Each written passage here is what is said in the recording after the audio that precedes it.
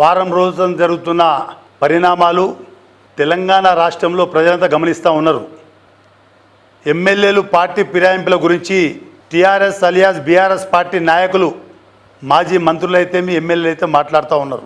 Quthbullapur MLA Vivek గతంలో తెలుగుదేశం పార్టీలో గెలిచి బీఆర్ఎస్ పార్టీలోకి ఫిరాయించి ఆ రోజు హరీష్ రావు గారి మీద కేటీఆర్ మీద మరి మమ్మల్ని బ్లాక్మెయిల్ చేసి తీసుకుందని చెప్పడం జరిగింది.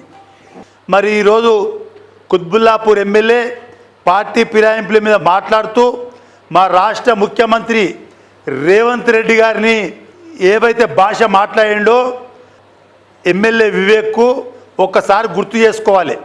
లా అండ్ ఆర్డర్ ఎక్కడుంది, మాకు భద్రత లేదంటున్నావు. మరి రూలింగ్ పార్టీలో ఉన్నప్పుడు గతం ఎమ్మెల్యే ఎలక్షన్ అప్పుడు నువ్వు నా మీదకి వచ్చినావు బిడ్డ. ఆ రోజు తిరిగి నేను కొడితే నీ పరిస్థితి ఏందో ఒక్కసారి ఆలోచన చేసుకో.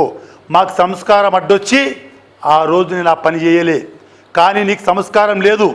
కుత్బుల్లాపూర్ ప్రజలు నిన్ను గెలిపించుకుర్రు, కానీ ఈరోజు వాళ్ళంతా కూడా ముక్కు మీద ఏలేసుకుంటారు. వీడు రైల్వే స్టేషన్లో ఫుట్పాత్ మీద ఉండే పల్లీలు బటన్ అమ్ముకున్నాను, కానీ అధ్వానం భాష మాట్లాడుతూ ఉండు. ఇటువంటి వ్యక్తి మా కుత్బుల్లాపూర్ ఎమ్మెల్యే అని చెప్పి కుత్బుల్లాపూర్ ప్రజలు వాళ్ళు ఆలోచించే విధంగా నీ యొక్క వ్యవహార శైలి తయారైంది.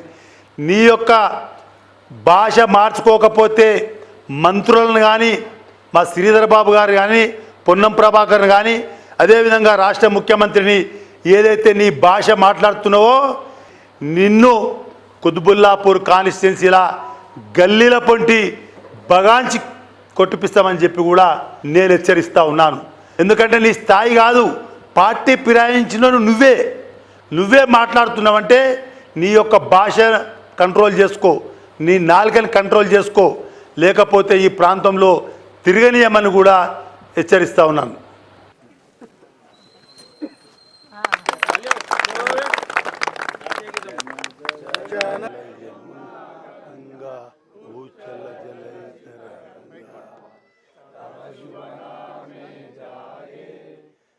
शुभाशिष मागे गाये तब जय गाता।